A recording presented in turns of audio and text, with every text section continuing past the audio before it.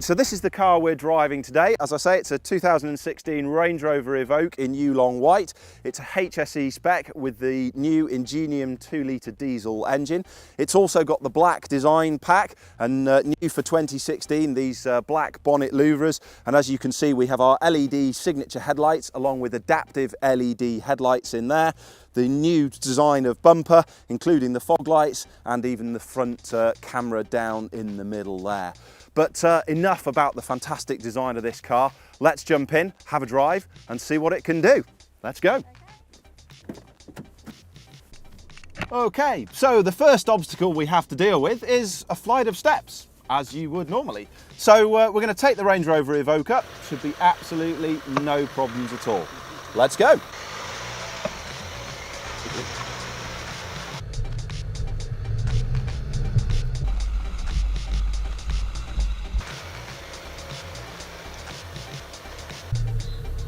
Well, that was easy, wasn't it? No problems at all.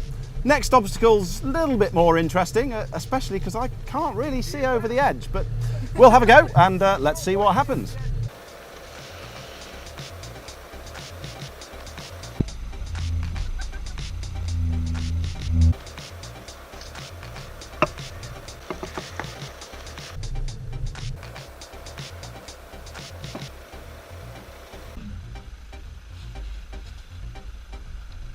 There we are, it's as easy as that. I hope you've enjoyed our first little section. We're going to be back with you very shortly and we're going to do some more exciting obstacles, including to the water.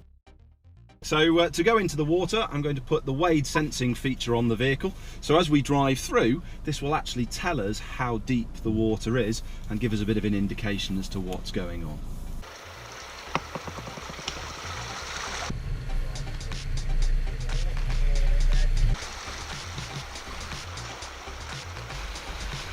You can hear the beeping there, that's the wade sensing telling us how deep the water is. You can hopefully see on the screen the depth of the water being drawn on.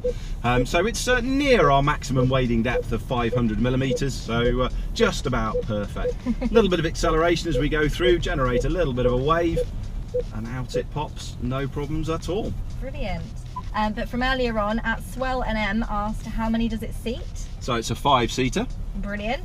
And at Dandov wanted to know, he's 6'5", so is he going to fit in the driving seat? Absolutely, I'm 6'1" and I fit in here, loads of room. I've actually got the seat quite upright so that I can see the obstacles, and even then I've got loads of headroom, so you shouldn't have any problems at all. Brilliant. And we've just been asked again how deep that water was. Can you remind us how deep that was? So it was just under 500 millimeters deep. Oh. Okay, brilliant. It might be difficult for you to see, but we're now we've just leant over horizontally. Can you tell us a little bit about what the vehicle's doing now? So we're on a side slope now, leaning over approximately 30 degrees. It feels quite interesting, as you can tell, but the car is taking it in its stride, no problems. Just nice and slowly, nice and gently, we can drive through here. On the way out, we'll actually lift our front wheel into the air, so you'll feel a little bit of traction control and a little bit of the car working to keep us moving. Brilliant. It feels a little bit unnerving, but I trust you that the vehicle's handling it well. So front left wheel's up in the air, you can feel the wheel slip, and out it pops. Oh gosh, it's like taking off. Easy. And at Hannah Pets has asked us what the towing capability is of the vehicle. So the towing capability of Evoque is 2 tons, so that's more than your average caravan, and a significantly large trailer as well, so you shouldn't have any problems at all towing with the Range Rover Evoque. Great. And a few people earlier were asking us how much the vehicle is, so the best way to find out is to search Land Rover Configurator in your browser, and you'll be able to configure the vehicle yourself and see the price point in your market. So Alex, can you tell us what we're approaching now? So yeah, the next obstacle we've got here is designed to help show the traction systems on the car, and it's going to simulate loss of traction. So we've got 4 rollers in here. Each one will allow the wheels to slip, so it's like hitting a patch of ice on the way up the hill. And as you can see, there are 4 there. We're going to go over 1 initially, so 1 wheel will lose grip, then 2 wheels, then 3 wheels will actually have lost grip. and hopefully the car will deal with it. So as we come on to the first one, no real noticeable struggle at all. It can deal with one wheel on the ice or slipping quite easily.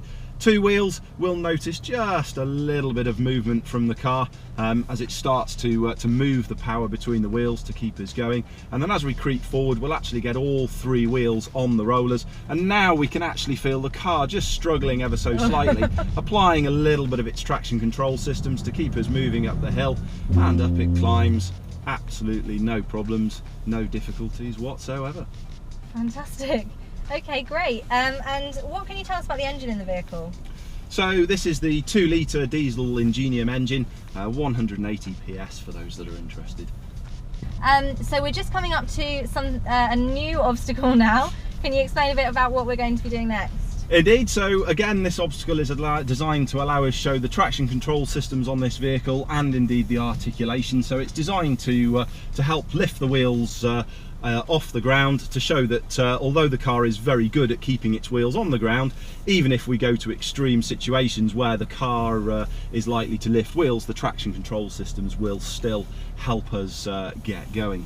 To actually help me drive through here, I'm going to introduce a new system called All-Terrain Progress Control, and what that's going to do is it's going to do the pedal work for me. So I can now take my feet away from the brake and the accelerator, and as you can feel, we're moving and the car is doing the work for us. So nice and steadily, nice and gently, it's easing us up the hill here.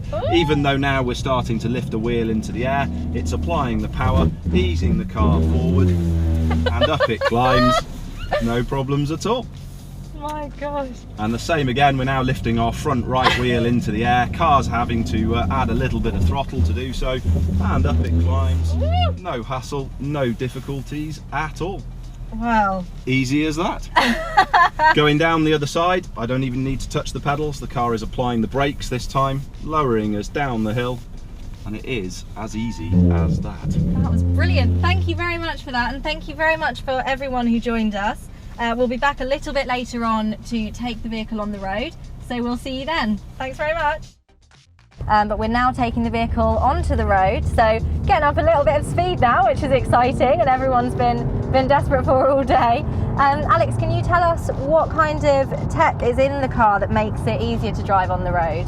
So fantastic engine, 2-litre Ingenium diesel, 180 PS, 9-speed automatic gearbox, and on this car we have a dynamic program on our terrain response. So I can flick the car into its dynamic program, that tunes the suspension, the steering, the acceleration, gearbox responses to really help me get the best from this car, get a really nice dynamic drive. So as we accelerate now, we feel straight away a little bit more responsive on the throttle, stays nice and flat through cornering, and it means that we can really enjoy driving the car as we drive along. Excellent. Okay, well that's great in terms of technology, but I want to know what makes this car so luxurious. So, hang on a second. Let's put your massaging seats on, maybe a bit of heat as well, keep you warm whilst we're sat here. So there's the heat, there's the massage, keep us nice and warm. Yeah, I can imagine that's very, very relaxing on a long old drive, so that's fantastic. Is there anything else that you'd care to share with everyone who's watching at home? So one of the other really nice features I've got is command shift on the vehicle. So from those 9 gears in the gearbox, I've got paddles on the steering wheel. I can simply flick up and down the gears as I choose to do so.